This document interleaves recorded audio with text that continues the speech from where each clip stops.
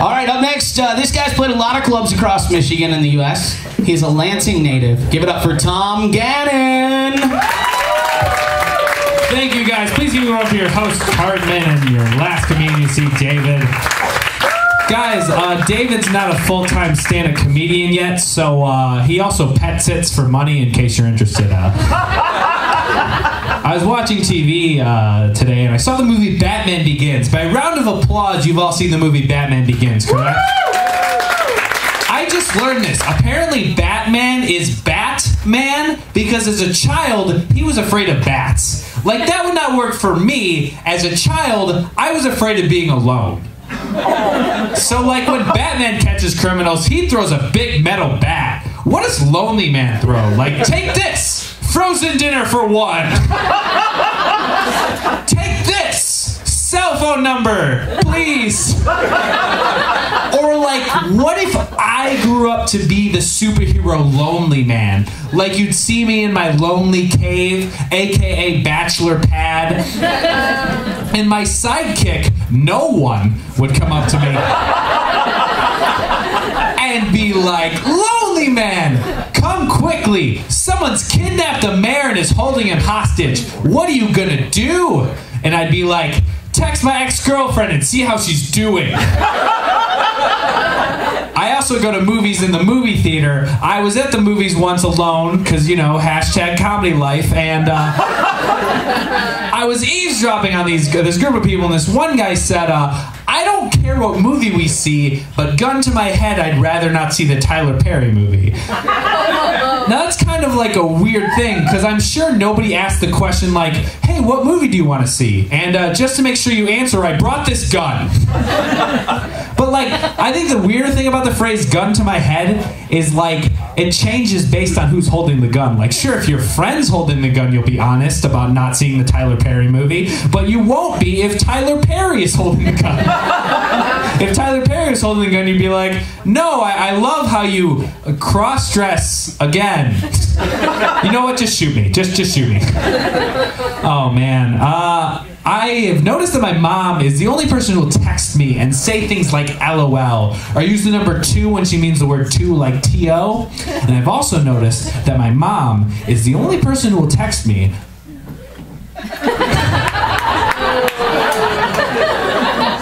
Was that an ooh? That's not even an offensive joke. And the thing was, you didn't ooh at any of the bestiality jokes. So apparently, your mom not texting you is more offensive than bestiality. That's what I learned about Traverse City tonight. 37 states. Yeah, is Michigan one of the states where bestiality is legal? It's Ohio. Go for one. So is that like, oh, hey guys, it's a weekend road trip to Ohio. Yeah, I worked at an office job this summer. I got fired from the office job. Somebody filed an HR complaint against the way I dress. I wear this shirt to work, and the complaint said these exact words. They said, his shirt is so tight, it shows off his perfect muscles and his amazing body, and that perfection is distracting to the other employees. Now, I could not believe that someone wrote that about me until I remembered that I wrote that about me. I also played in an adult co-ed softball league in the summer, but because everyone was on my team was like me and with the bestiality jokes, we didn't get a lot of women to join the team. So every time a woman would drop, I would have to walk around the park finding a random girl who was both A, an adult, because she had to be an adult to play in the league, and B, willing to be on our team. But I think I'm doing it wrong, going up to these random women and being like, hello, miss, are you over 18? Would you like to come play with me? Wait, how fast can you run? So Thanksgiving's coming up, guys, in 7 months, and I hate Thanksgiving because I'm 21 years old right now and I still get sent to the kids' table. And I think it'd be less insulting if there were other kids in the family.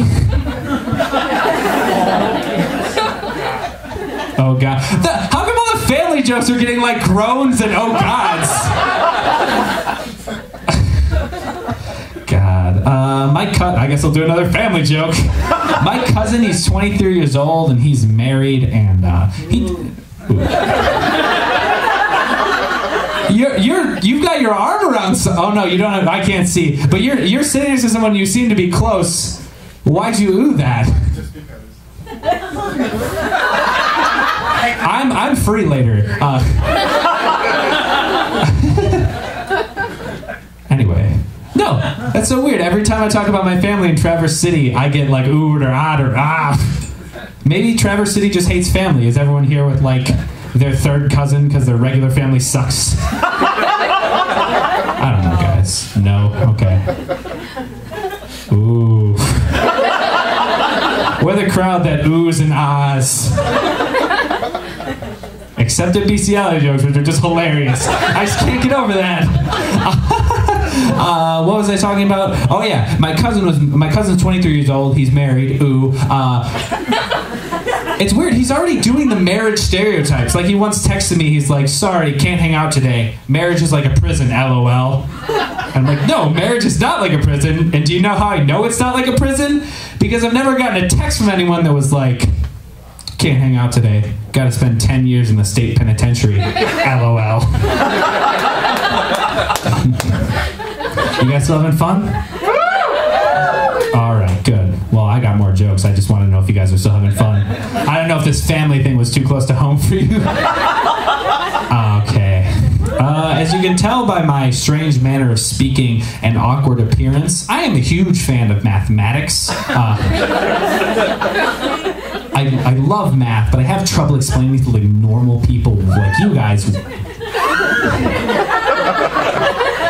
No family, woo for normal people. I have trouble explaining to like normal people why I like math, and the best I've come up with is that the thrill I get from working hard and solving a math problem is the same thrill that a normal person would get from never having to do that. And I'm sure you watch the show The Big Bang Theory. The Big Bang Theory unfairly stereotypes people who like math and science. Like I know a bunch of people like that, and I know that no one who likes math and science, like in the show, has more than 3 friends. Okay, so no one laughs at friends jokes, but family jokes are... It's just like Traverse City, where everyone lives on their own in their own cubicle. I was once on a date with this girl. Do people in Traverse City date? It's when you like lead up to a family.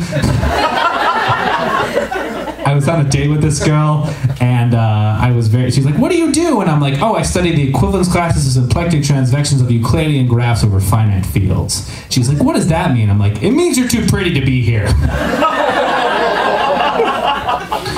Oh man, but I mean, I'm a math TA at college. I'm a math teaching assistant, and I know what you guys are thinking. Like, Tom, you don't even have an accent, but I swear to you. It's okay, guys. You can laugh at that. Because you know what? I checked the whole town. There are no minorities in all of Traverse City. I don't know if you guys know that, but that was like the first thing. I'm here with my current girlfriend, and she's like, "Oh, everything's so nice here." I'm like, "Yeah, they found a way to escape the minorities." That's what Traverse City is. That was an awful thing to say. That's not what I meant to say. Like, when I started doing stand-up like a few years ago, I never thought I'd say the phrase "escape the minorities" on stage. But here we are. Okay, man, what was I talking about? Wait, what? You didn't escape. I didn't escape? Oh, I see, the lights here are really bright, so I can't see you, but judging by the fact you said you didn't escape, it means I'm gonna get beaten up after this show.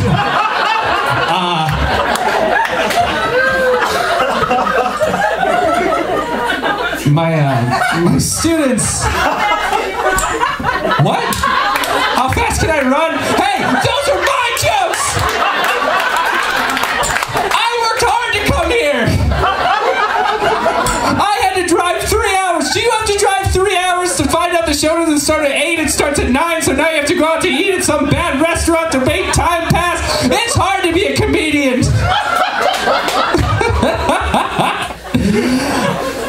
Thank you guys. I'm having the time of my life. I'm about my last minute, but I want to thank you guys sincerely for having me out. I'll tell you one more story and do one more joke and then get off the stage. My students don't think math's useful, but I have a story for them to prove them wrong. Once I was at a party and this girl comes up to me and says, "Tom, walk me to my car. It's getting late and I don't want to be kidnapped."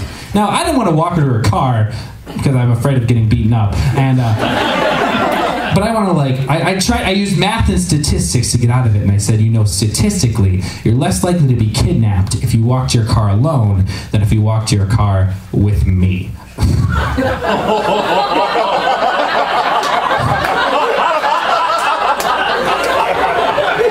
wheels are turning, guys. I'm going to talk about one more thing before I get off. I appreciate, please don't heckle the comics. A heckler is someone who yells out something unwanted to the stage. Some of these comics up here are pretty new and they're not really like ready to heckle, but for now, a lot of times there's a booker in the audience, someone who books comedy shows, and one thing bookers like to see is people getting heckled and how comedians can handle it. But I'm not particularly good at being heckled, as you could tell earlier. So I've decided that I'm going to write down a heckle and I'm going to have someone yell it out to me and I'll respond to it. So would you like to help me, sir? All you have to do is just take this note and just read this note into the microphone. Okay, ready? Just read the note. Do you like me? Oh God, that's the wrong note. I'm sorry. This is so awkward. Here, could you just fill this out? Oh my God, that's so embarrassing, guys. I'm so embarrassed. I mean, other than that, this has been great, but this is so embarrassing. I'm just gonna get off the stage. Thank you, guys. Thank you.